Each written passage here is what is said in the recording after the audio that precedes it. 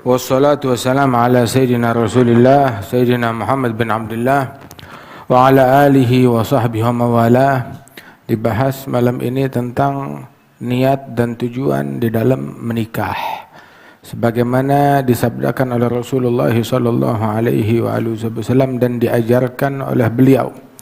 Di antara tujuan menikah tersebut adalah untuk menjaga mata dari yang haram, untuk menjaga kemaluan dari hal yang diharamkan oleh Allah Ta'ala, menenangkan hati dan fikiran dari gejolak syahwatnya, yang mana manusia kita diciptakan, diberikan akal, diberikan syahwat, dan syahwat tersebut Allah Ta'ala pun juga memberikan solusi di mana boleh untuk disalurkan di jalan yang ditentukan oleh Allah Subhanahu wa Ta'ala. Maka diatur bahwasanya di antara pernikahan tersebut adalah untuk menjaga mata, menjaga kemaluan, kemudian juga menenangkan hati, menenangkan fikiran, dan banyak niat-niat yang lain. Dan di antara niat pernikahan tersebut adalah melahirkan keturunan, untuk menjadi keturunan yang dibanggakan oleh Rasulullah sallallahu alaihi wasallam. Nabi bilang, tazawwajul walud al wadud fa inni mubahin. Disuruh menikah sebab aku berbangga dengan jumlah kalian, dengan kualitas kalian, dengan keturunan kalian yang banyak besok di hari kiamat. Berbangga dengan umatnya. Tapi anak yang dibanggakan oleh Nabi Muhammad kayak bagaimana? Nanti tahu deh. Anak yang seperti apa yang bisa dibanggakan oleh Rasulullah SAW. Pertanyaannya sekarang, ngomong-ngomong anak kita nih termasuk anak yang dibanggakan enggak oleh Nabi Muhammad? Apa Nabi bangga? Oh, anak saya punya duit banyak, anak saya punya kursi, anak saya punya titel, anak saya punya rumah, anak saya punya mobil. Apa itu yang dibanggakan oleh Rasulullah sallallahu alaihi wasallam? Yang dibanggakan oleh Rasulullah adalah bukan anak-anak yang berharta, tetapi anak-anak yang bertakwa, bukan yang bertahta, tetapi yang bertakwa kepada Allah Subhanahu wa Ta'ala.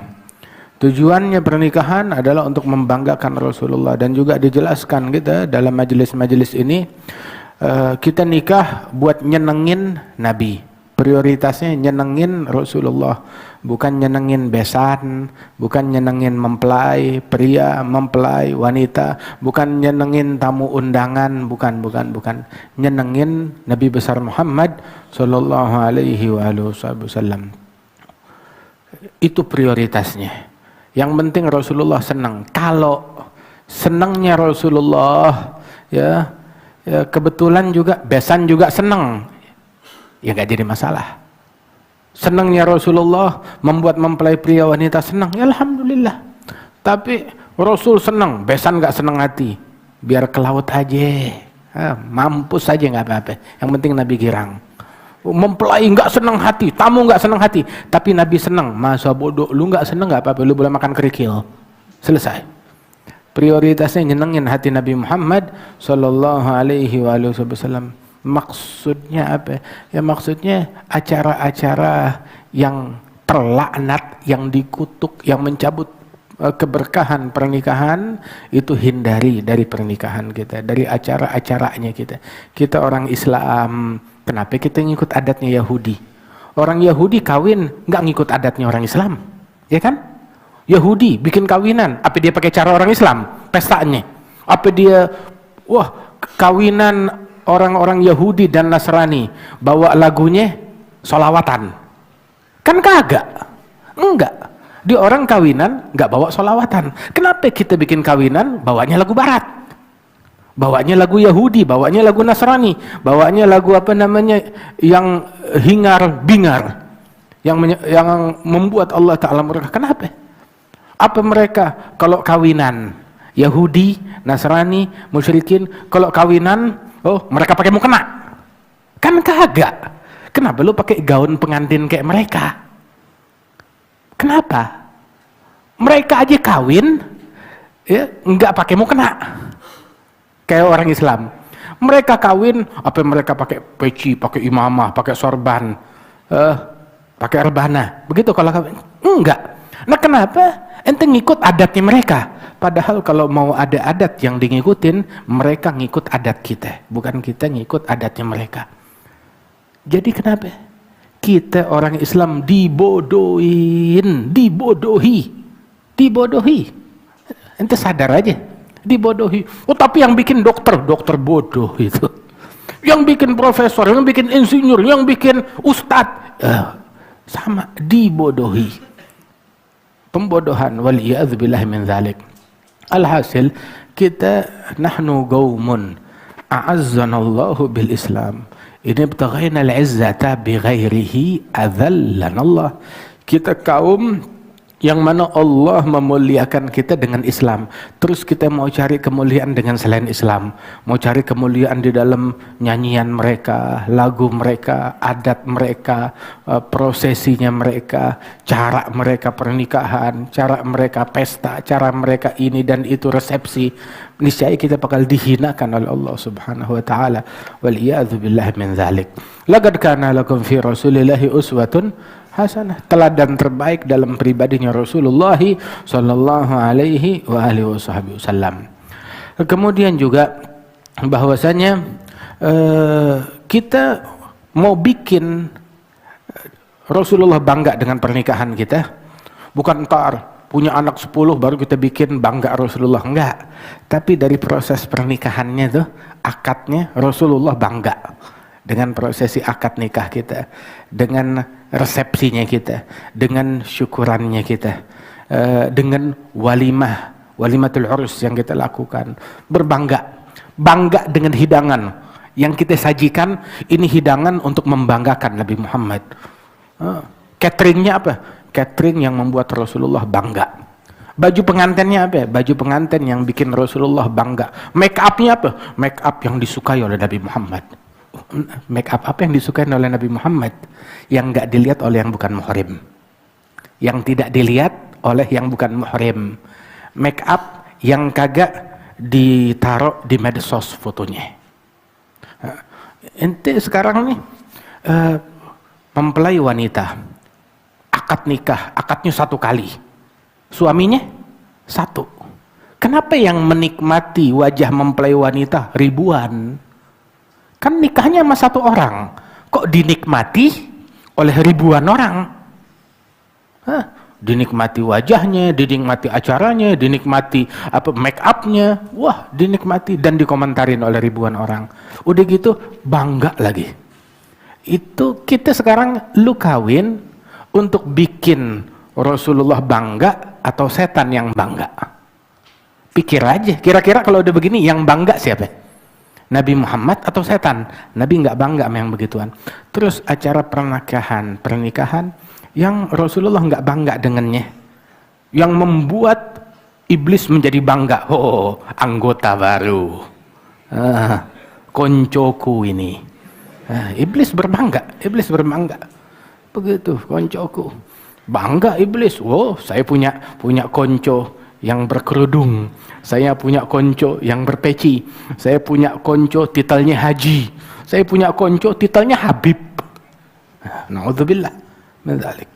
Bangga itu setan dengan begitu ketika kita ngikutin caranya dia. Nah, kita mau membanggakan Rasulullah sallallahu alaihi wasallam itu prioritasnya dari mulai acara pernikahan kita, kemudian juga rumah tangga yang dibina suami istri antara mereka, bikin Rasulullah terkesan, bikin Rasulullah bangga. Bagaimana rumah tangga yang bikin Rasulullah bangga? Nanti tadi ya, Ummu Sulaim sama Abu Talhah, ya salam, bangga banget Rasulullah sampai takjub. Oh keren. Bayangin bagaimana kira-kira perasaannya Ummu Sulaim ketika diceritakan kisahnya dia di hadapan Rasulullah. Oke. Ummu Sulaim diceritain Nabi Muhammad, Ummu Sulaim begini. Wah, bagaimana perasaannya? Dan Rasulullah sampai takjub saking girangnya, didoain, Masya Allah 10 anak mujahid fisabilillah. Kenapa? Rasulullah bangga. Kalau Rasulullah udah bangga, anugerah Allah semuanya kebuka. Tapi kalau setan yang bangga, tuh anak jadi tuyul. jadi tuyul, jadi setan, jadi perampok, jadi pejandu, jadi penipu, jadi koruptor. Kenapa? Setan yang bangga. Apa manfaat yang dia dapat dari setan? Tentu dia begitu, setan bangga, wah lu kawin pakai cara gue, kata setan. Mudah-mudahan keturunan lu kayak gue. Na'udzubillah. Dia bikin bangga setan. Nah ini bikin bangga Nabi Muhammad sampai dialog yang terjadi antara suami istri untuk membuat Rasulullah terkesan dan berbangga. Dialog yang terjadi antara suami dan istri bikin Rasulullah bangga dengan dialog antara suami dan istri. Sallallahu alaihi wa alihi wasallam. Ini kisah kayak gini. Terus abahnya Al-Habib Ali bin Husain bin Muhammad Al-Attas kayak begitu juga. Terus tahu siapa lagi? Al-Habib Alawi bin Abdullah bin Syahab, begitu juga. Al-Habib Umar cerita ke kita, itu dulu Al-Habib Muhammad bin Ali punya saudara.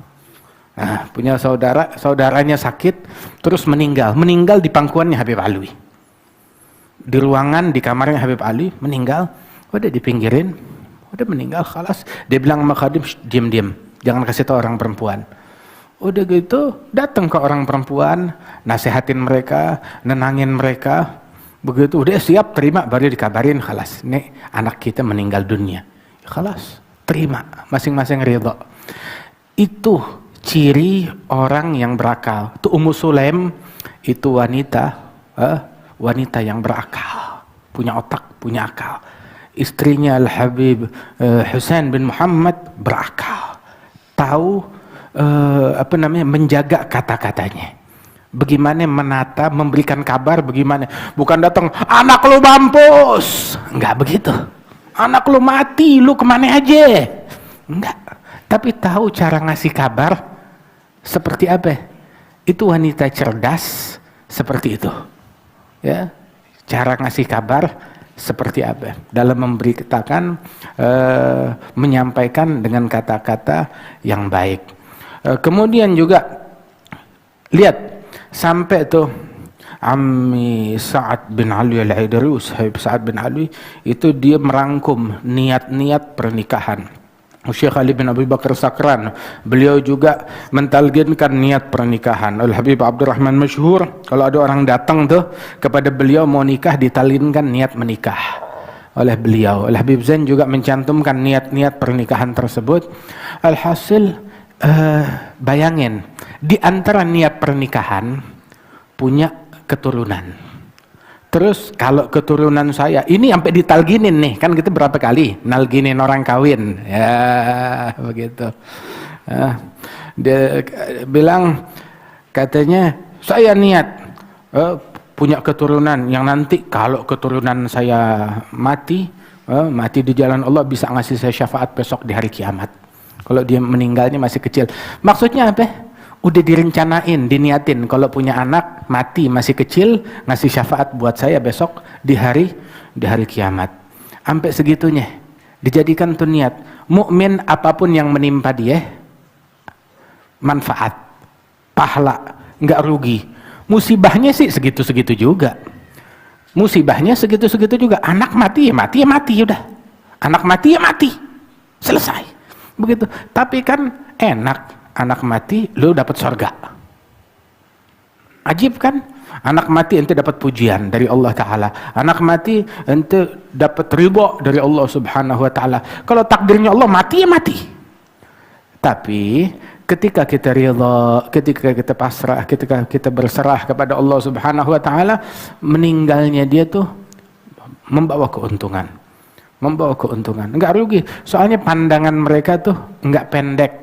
Bukan dunia aja yang dipandang, tapi mereka memandangnya kepada pandangan yang lebih jauh, akhirat yang mereka pandang. Tahu gak ada lagi yang lebih dahsyat dari ini? Imam Sya'rani, Abdul Wahab Sya'rani, beliau bilang ada satu ulama salaf, Al-Hasan Al-Basri atau Fudail bin Iyad atau ghairuh, dia bilang nggak ada satupun orang yang kalau dia mati saya dapat pahala, melainkan saya berharap semoga tuh orang cepat mati. Katanya dia. Ini kan kalimat ini ekstrim banget. Kenapa? Nggak ada satu orang yang kalau dia meninggal saya dapat pahala karena kesabaran, melainkan saya berharap ya udah nggak apa-apa dia mati, yang penting gue dapat pahala. Oportunis, tahu oportunis? Apa oportunis? Adalah orang yang mengambil keuntungan dari setiap keadaan. Cuma kalau oportunis duniawi, lagi wabah diambil keuntungan. Wah, lagi wabah penyakit ambil keuntungan di atas penderitaan orang lain. Ya, barang dinaikin, ini dinaikin, begitu harga ini dinaikin, rumah sakit dinaikin. Dia ngambil keuntungan ya di atas penderitaan orang lain. Itu tercela. Hal yang semacam ini. Begitu juga sama kayak muhtakir, ihtikar. Ngambil keuntungan harga lagi naik, barang pokok dia sembunyikan dan semacam itu. Nah, ini cuma oportunis dalam urusan, bukan urusan dunia, dalam urusan akhirat. Dalam urusan akhirat dia mengambil kesempatan. Emang orang dia mati bukan ACC dari saya, bukan persetujuan dari saya, tetapi paling enggak dia mati gue dapat pahala, selesai. Anak mati gue dapat pahala, ini mati dapat pahala, enggak jadi masalah. Hakadha. Alhasil di dalam hadis Rasulullah sallallahu alaihi wasallam beliau bilang bahwasanya ma min muslim yamut lahu thalathah minal walad lam yablughul hinsa illa adkhalahu Allahul jannah bifadli rahmatihi iyahum. Enggak ada satu muslim pun yang punya anak dari anaknya 3 orang mati. Muslim punya anak ya, di antara anaknya 3 yang meninggal dunia, melainkan si muslim ini, ibu bapak ini dapat pahala masuk surga dengan berkat kematian kematian anaknya yang 3, dia masuk surga berkat rahmat dan anugerah kasih sayang Allah terhadap mereka. Itu dalam riwayat satu perempuan bilang kalau 2 bilang 2 juga, meninggal 2 dapat surga. Itu apa dibilang 1 juga dapat surga. Hakata. Terus kata Rasulullah sallallahu alaihi wasallam dalam hadis yang lain, la'an ugaddim sigtan ahab ilayya min an ukhallifa 50 farisan yujahiduna fi sabilillah. Sungguh lebih baik saya keguguran 1 anak. Keguguran satu anak. Itu lebih saya sukai daripada punya keturunan 50 orang mujahid fisabilillah. Punya anak 50 semuanya mujahid fisabilillah. Pengen punya anak 50 mujahid fisabilillah atau 1 keguguran, mana pahalanya lebih gede? Nabi bilang saya lebih suka keguguran 1 fisabilillah, pahalanya lebih gede. Subhanallah, subhanallah. Hakadha. Soalnya di dalam yang 1 tersebut ente bisa niatin macam-macam. Lu niatin ini, niatin anaknya jadi wali, jadi ulama, jadi manfaat, jadi apa, jadi khalas. Masya Allah, bisa dapetin pahala 10, bukan lagi 50, 100, 1000 dia bisa dapetin. Hakadha. Kemudian al-atfal itu besok di hari kiamat mereka diberikan gelas-gelas. Ada 1 orang kagak mau kawin. Nggak mau kawin. Saban disuruh kawin, kagak mau. Suruh kawin, kagak mau. Sampai akhirnya tuh dapat hidayat. dapat hidayatnya dia mimpi. Seolah-olah kiamat datang, manusia di padang mahsyar semuanya pada keausan, dahaga. Dia juga keausan. Terus dia ngelihat ada anak-anak kecil bawa gelas minum, yang sejuk airnya. Mereka semuanya pada ngasih minum kepada orang-orang di situ. Cuma nggak semua, ada yang dikasih, ada yang nggak dikasih. Begitu lewat depan dia, stop, saya minta. Katanya orang bilang, nggak bisa. Loh saya aus, saya muslim, nggak bisa. Begitu, masing-masing udah ada namanya. Loh buat siapa itu air? Ini kami adalah anak-anak yang meninggal dunia ketika masih bayi, ketika masih kecil atau keguguran. Orang tua kami muslimin, kami meninggal saat masih bayi.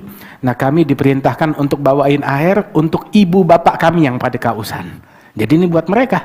Begitu lu mau minum, tungguin anak lu. Kawin aja belum, bagaimana lahir anak? Dia kebangun sambil kausan. Begitu bangun tidur, langsung dia berkata, kawinin saya. Benar, disebutkan, zawijuni, kawinin saya. Ini juga antar pulang majelis, kawinin saya. Subhanallah. Hakadha, Masya Allah. Hatami Ahmad senyum juga. Alhamdulillah. Ala kulli hal, memang bahasan perkawinan membuat semua tersenyum, tua, nggak pandang usia. Ya, kalau bagian sensor film tuh tulisannya semua umur. Tulisannya untuk semua umur. Alhamdulillah. Ala kulli hal, seperti itulah di antara mereka. Ada lagi satu orang kawin, bininya meninggal. Habis bininya meninggal, khalas, dia nggak mau kawin lagi. Pas udah sekitar seminggu atau 2 minggu, dia tidur mimpi, Masya Allah, malaikat pada berterbangan di hadapan kepala dia. Lewat satu orang begitu, kemudian dia bilang kepada temannya, ini malaikat bilang, tuh lihat tuh, si manusia hina.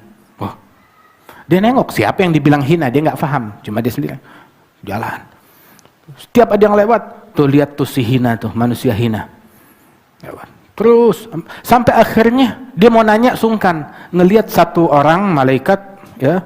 Akhirnya ditarik lagi, "Hai sini. Siapa sih yang dari tadi dibilang si hina al-mash'um, manusia hina, manusia tercela? Siapa?" Bilang, "Siapa? Lu." Bilang, "Lo kok saya?"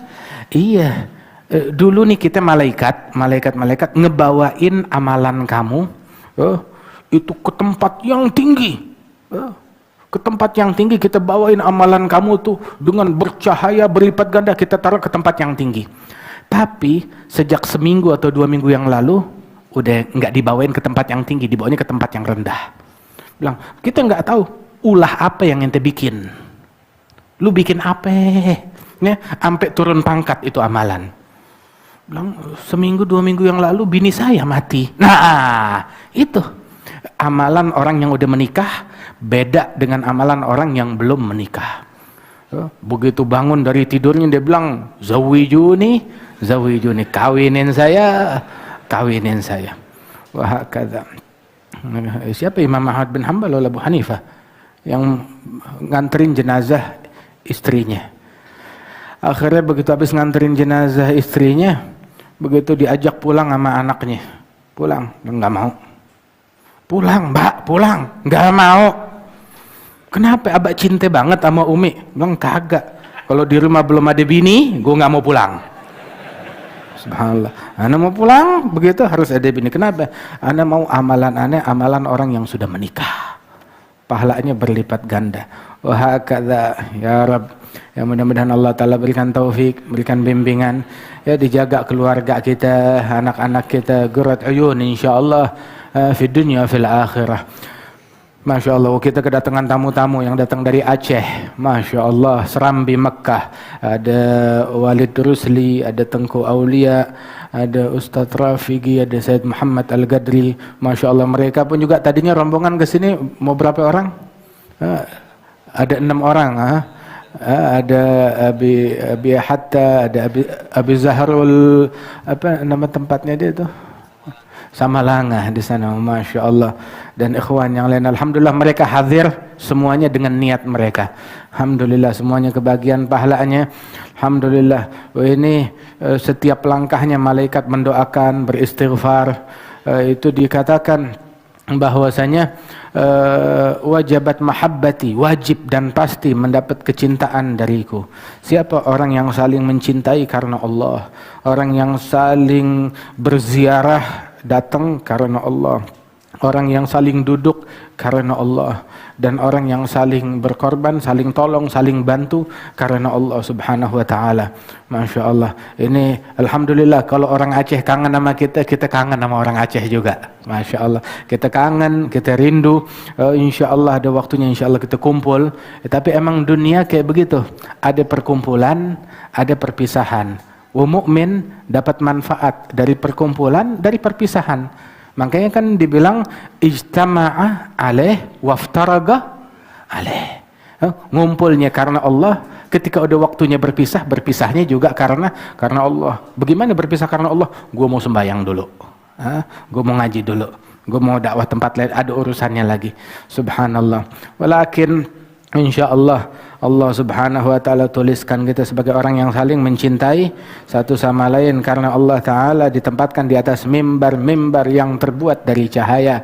Amin ya rabbal alamin. Diangkat bala musibah dari negeri kita, dijauhkan dari wabah, dari penyakit, dan Allah ta'ala insyaallah makmurkan negeri kita dengan ketakwaan dan dengan istiqamah. Amin ya rabbal alamin.